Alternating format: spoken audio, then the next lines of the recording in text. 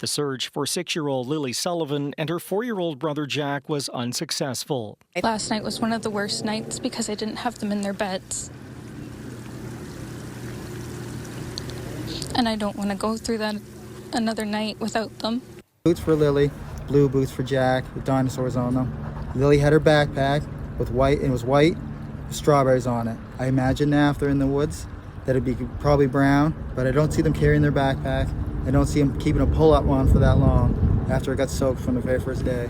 We only found the 2 boot tracks outside of the house. Whereabouts? Right beside the house, probably 10 feet away from the backyard. In the backyard, okay. Nothing new, other than the helicopters are still in the air, and they had dogs. They took around the dogs today, and as of last night, they had 8 more drones going on with infrared. I urge the public to come out if you have anything, come out as fast as possible and get it to any detachment or any police service that you have available to get to talk to. And Jack just absolutely loves bugs, dinosaurs, and anything like that. But Lily loves girly things, but she also loves doing everything with Jack. Bugs, they're like best friends, not just brother and sister. 6-year-old Lily Sullivan and her 4-year-old brother Jack Sullivan were described as best friends despite their 2-year age gap. Their family shared that they had a very close bond and would often play together. In addition to their close relationship, the family has also said that both children were autistic. But the morning of May the 2nd, 2025 would forever change their lives, leaving their family with more questions than answers. Daniel Martell had been in a relationship with Malehya, their mother, for 3 years and shared a 1-year-old daughter with her. Although Lily and Jack were not Daniel's biological children, the family appeared happy, with Daniel often posting family photos on his social media account.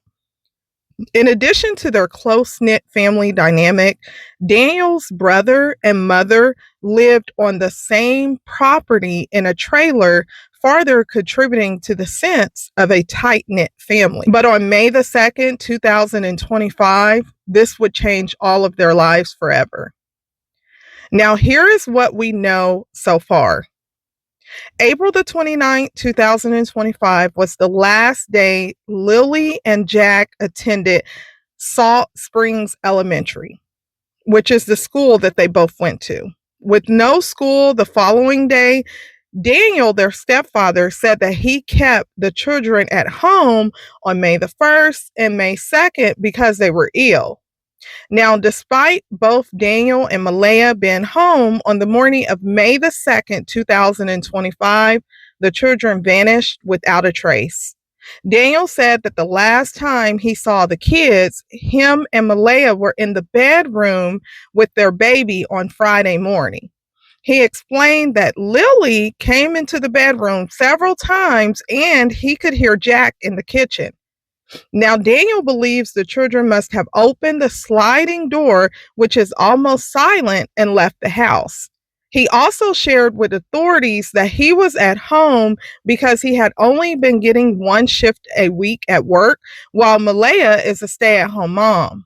Now, after noticing the children were not home at approximately 10 a.m., Malehya called 911 to report Lily and Jack missing. Daniel claims that he immediately jumped in his truck and started searching the area for them.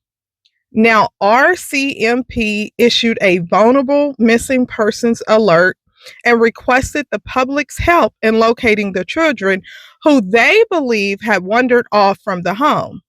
Police did not issue an Amber Alert, stating that an abduction appeared unlikely and that the case did not meet the necessary criteria. The 6-year-old is the girl, I believe, and she's wearing pink. The 4-year-old is wearing some blue dinosaur boots.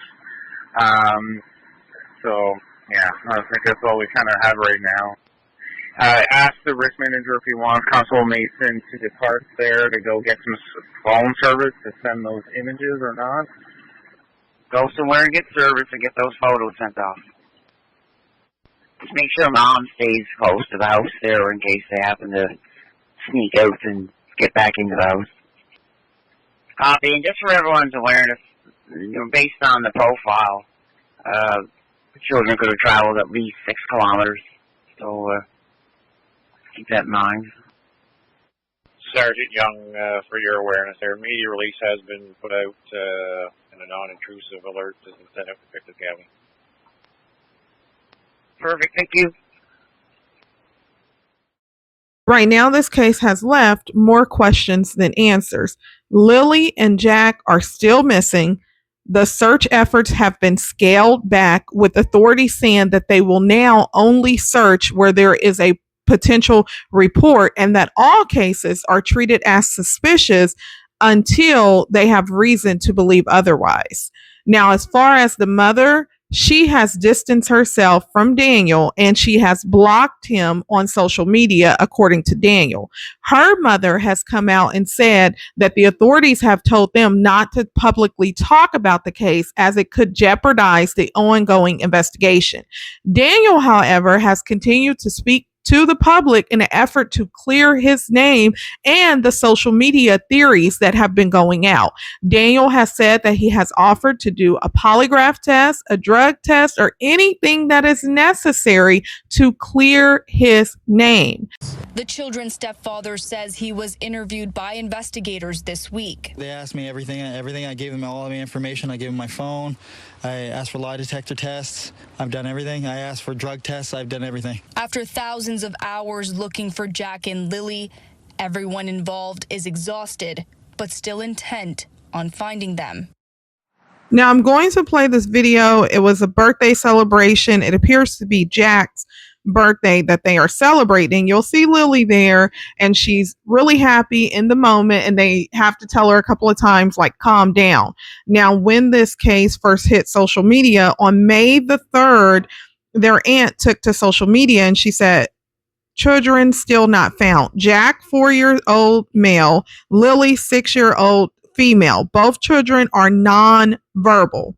It was believed initially that they wandered into the woods, but with still no location or traces of them found, we are starting to think it may possibly be an abduction. The police have yet to put out an Amber Alert, and we are asking all public to share and boost this post as much as possible, please. Please help find my niece and nephew. Liam, come sing. I got them. Get up Wait, my birthday. Ready? Happy birthday to you. Happy birthday to you.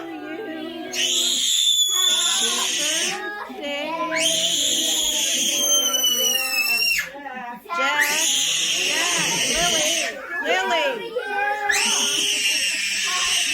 Lily.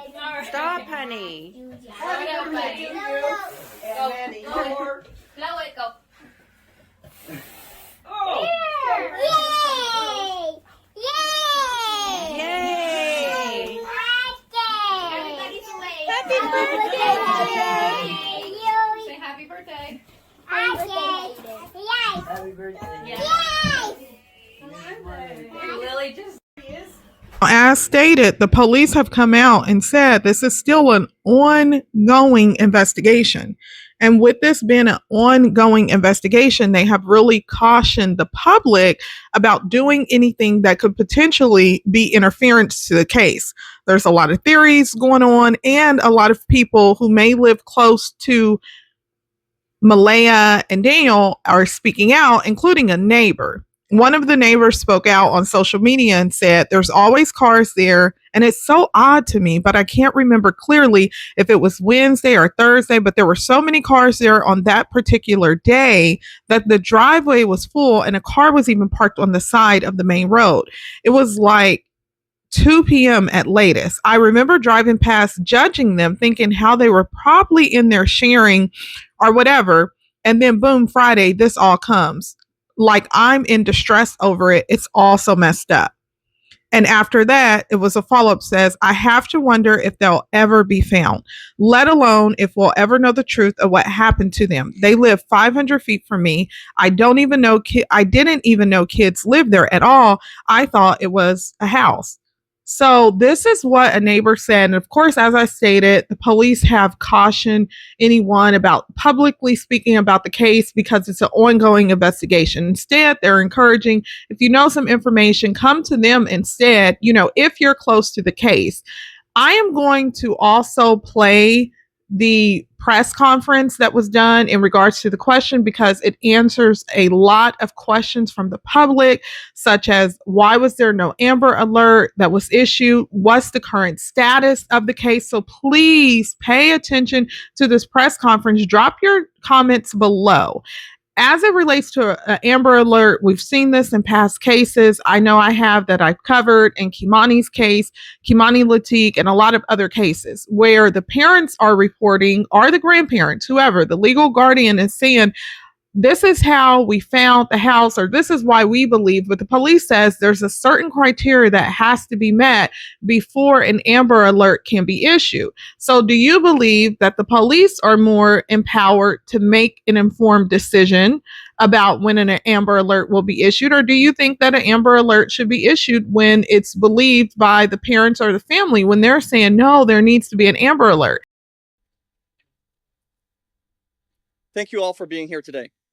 First of all, our thoughts go out to the family and loved ones of Lily and Jack Sullivan, to their communities, and to everyone who's worked day and night in an effort to find the children and bring them home. Since the first 911 call was received by the RCMP, reporting that 6-year-old Lily and 4-year-old Jack had wandered away from their home on Garlick Road, Lansdowne Station, a multi-agency search has been underway. Teams have been working around the clock. This search has included many agencies, including volunteer ground search and rescue teams from across Nova Scotia and New Brunswick, the Civil Air Search and Rescue Association, known as CASERA, Department of Natural Resources Air Services, Nova Scotia Public Safety and Field Communications, Nova Scotia Guard, Joint Rescue Coordination Center, Salvation Army, the Canada Heavy Urban Search and Rescue Task Force 5, and several RCMP units, including police dog services and drone operators. Since Saturday, because we treat all missing person files as suspicious until our investigation leads us to determine otherwise, our Major Crimes Unit has been engaged. It's been an all-hands-on-deck effort using every available resource and tool. Since the search began on May 2nd, it has been concentrated in the Garlick Road area and has covered 4 square kilometers of heavy, wooded, rural terrain. Up to 160 trained volunteer searchers, along with many others, have been involved in the search each day. Tens of thousands of search hours have been dedicated to scouring the area, and GSAR has confirmed that over 100 tracks have been laid using GPS and grid searches. Efforts to locate Lily and Jack have also included 2 vulnerable missing person alerts, posting their children's photos and information on Nova Scotia RCMP website and social media accounts. Our social accounts have more than 300,000 followers, and releasing information to local media as well as reporters across the country. Lily and Jack have made headlines from coast to coast. While the search has been ongoing, RCMP officers continued with the missing person investigation, speaking with family and community members to gather tips and other information that could help locate the children. We have not received any confirmed reports of sightings.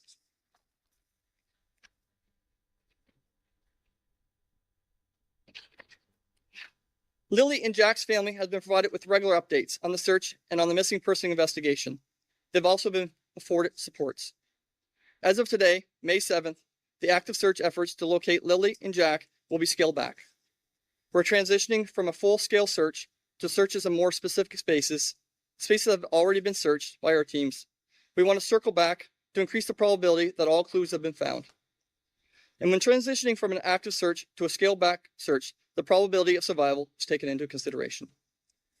I want to assure you that our missing persons investigation continues. We're not packing up, and we're not giving up. Our investigation is broad, and it won't end until we know where Lily and Jack are and can bring them home. We'll continue to investigate and chase leads for as long as and as hard as we have to. We have the best investigators working every aspect of the file.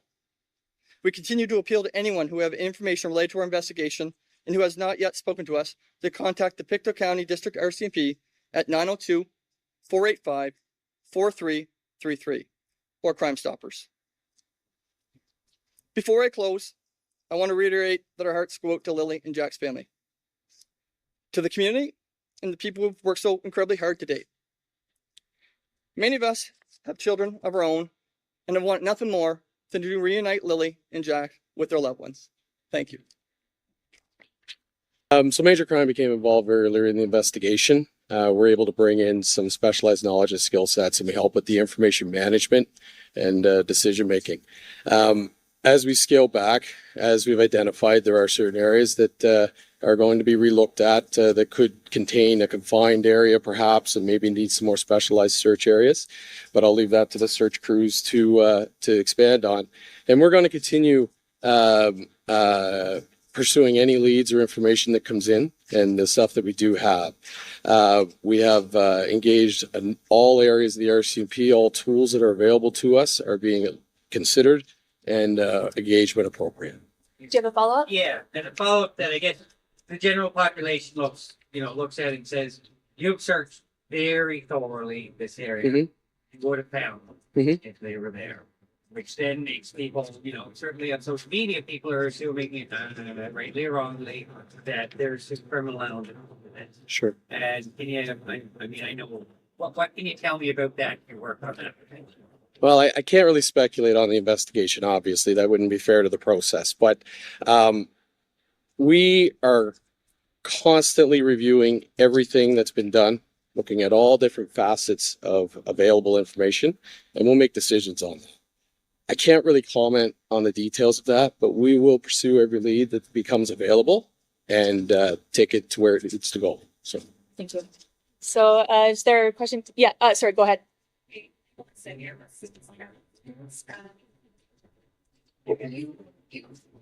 said it wasn't suspicious. You think the kids just wandered off. Now you're saying every missing person's investigation is considered suspicious. Is it still suspicious? Are there any suspects here? Again, I'm not going to comment on the details of the investigation, but I will comment when somebody goes missing and we become engaged as any police officer, not just major crime, we will look at all the details and make considerations on the information we have, right? When it comes to a missing person, we have to automatically consider those are there people that have different charter implications, things like that. So we will automatically start to consider what evidence is pointing us towards a suspicious in nature. Again, I can't comment more than that, but every missing person case, we would approach it from the same process, a methodical collection and review of information with decisions based on that. The family has said they believe it's abduction, or they suspect it's abduction. Are there now any clues or anything leading you to think that might be possible? If we had any information that led that way and we felt that we could provide anything with the public, we would have done that. We would have got that information out. We're working very closely with the family and we will pursue every avenue. But again, I'm not going to make any specific comments, but anything that would point towards that, we would immediately take steps to address things that need to be addressed. I think this person is most important to discuss. You talked about survivor children. What's that specifically? Given the ages and the children, yeah. So the incident command person that with the RCMP, along with the search manager, at some point have to make a decision when would it scale back this search, and a number of factors would have to take consideration, and they would, based upon scientific information that they have, to deem when that time has to come, and that is now. And a lot of those factors come into play would be the age of the missing persons, the weather, how long it's been, what area it's been covered. So at that point, they have to make a decision on that. Given their age and if they were still I guess it goes back to all those factors have to come into play, right? So we are scaling back because it's time to move to a different part of the search.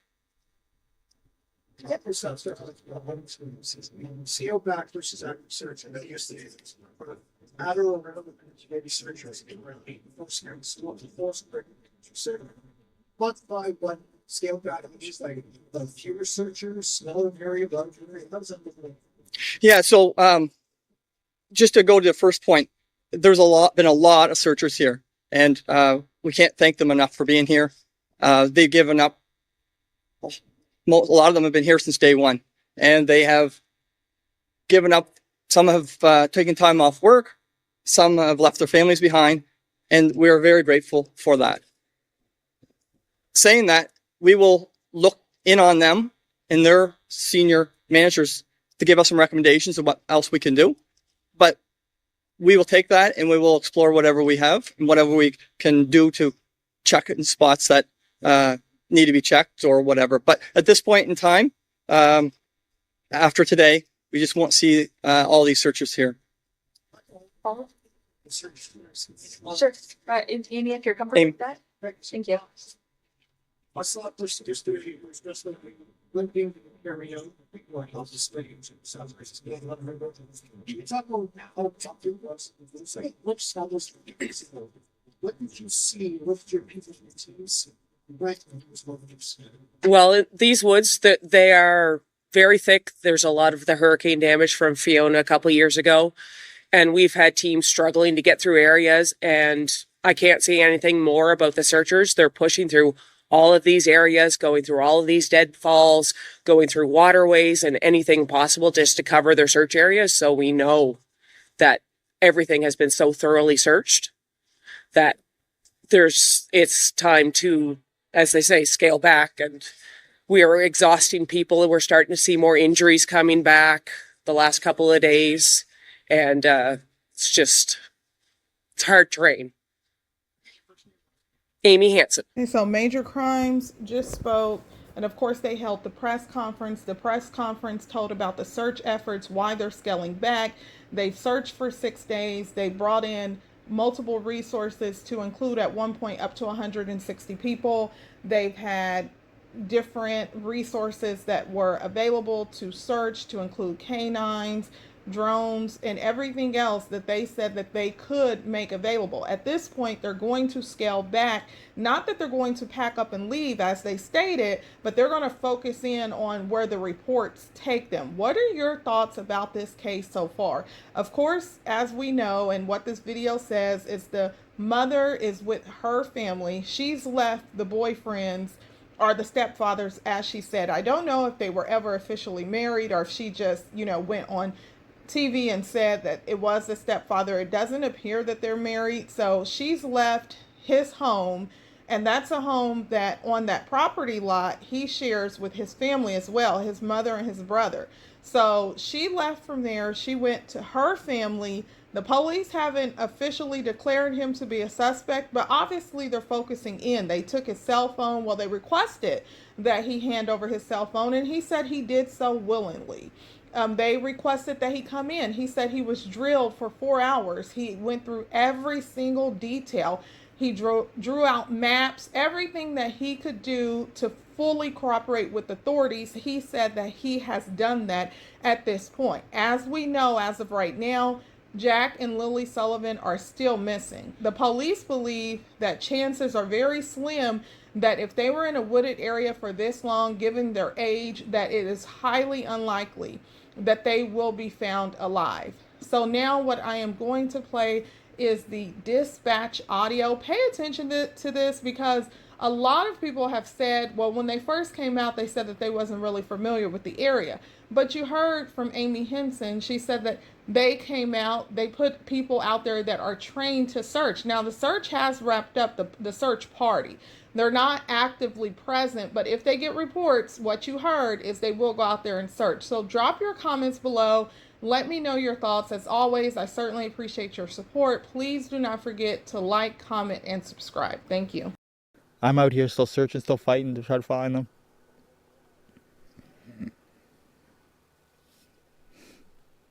That's all I can do. The message is still, if anyone knows anything. If anybody knows anything, just come forward as soon as possible. 2 little kids are still out there. I want to find them. That's really all I can do. Still searching every day. I'm waiting for information. I have to let them do a lot of their stuff with the aircrafts and everything else, and dogs and searchers. There's a lot of stuff that needs to. I don't think there's any community mills nearby. We're not super familiar with the area. We don't come out here a whole lot, but we'll have a look. Charlie 1, go ahead. Just wondering where they're set up with the search command today. Is that the scene on McLaren Road? Copy that. Center is Eden Church Loop. Yeah, see, that's where ours is. I'm just wondering where the ground search one is. Over there for the children? 601. You copy that, 221. Missing kayaker. Great. 10-4, it would be Garden of Eden Church Loop is where the command center is. 10-4. Yeah, it's just there. There's no one there. All right. McLaren Road. 10-4. Bravo 3, go ahead. All right, so there is no portable reception down here. However, the cars do work. So Constable Mason's vehicle now, she's got her radio on the loudhailer, so she'll be able to hear us. She has no phone reception, but she does have photo of the two kids. The 6-year-old is the girl, I believe, and she's wearing pink. The 4-year-old is wearing some blue dinosaur boots. So, yeah, I think that's all we kind of have right now. 10-4, since radio service is not bad, do you guys want an extended timer there, a 10-6 timer? And I can give you a monitor? Yeah, definitely. Give us 2 hours, and then ask the risk manager if he wants Constable Mason to depart there to go get some phone service to send those images or not. The drone operator is still on scene with the mom, so. 10-4. With the service, so you can get those photos to him. So you want her to go get service to send the photos? 10-4. Sergeant Young. Go somewhere and get service and get those photos sent off. Constable Mason, you copy? Just to confirm, both Kilo dogs on scene there? Y'all can hear me there. Are you guys on scene? Kilo 6 is on scene and Kilo 9 till 17. 10-4. Thank you. Okay, are we okay to drop down on the, looks like the east side of the road there? There's a gully system there. We just want to get down. I have just low passes there. Or are you doing orbits and crossing the road as well? Yeah, I can stay to the. I can stay out of your area there. I'm at 270. How low are you looking to go? I can take it down too if you need. So just for deconfliction, I'll just stay on the east side of the road. If you're going to stay on the west side of the road and work the backyards and over top of the residence. If you're not going to cross the road, we'll just drop down. There's a gully on the east side. We want to just kind of cruise the forest there. Yeah, we can do that. Okay, we'll stay on the east side for now, and we'll keep you advised when we switch back over. Got that. Or do you want me to check the other issue on mutual aid 6? Just speaking of the risk matcher, just confirming if you need the drone that was just freed up here in Colchester, we can send it to your way if you wish. It's thermal. Yeah, that'd be great. A lot of area to cover. We're out in the sticks here. You're very familiar. The risk manager is still monitoring there? Yeah, there's a dirt road just up past the address, the last point known. We can put vehicles on this dirt road. There's lots of big driveways and stuff. They're fine. If there's any other calls for you for updates, that'll be our staging area, whatever road this is. 2 locations in north and south. Which one would it be? Break Station 83 is Control 4.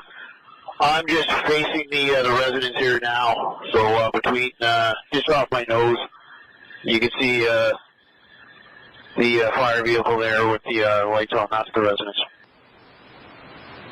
Okay, 10-4, yeah, big red truck, we got it. And from there, they're looking out. I guess the two would have departed from there.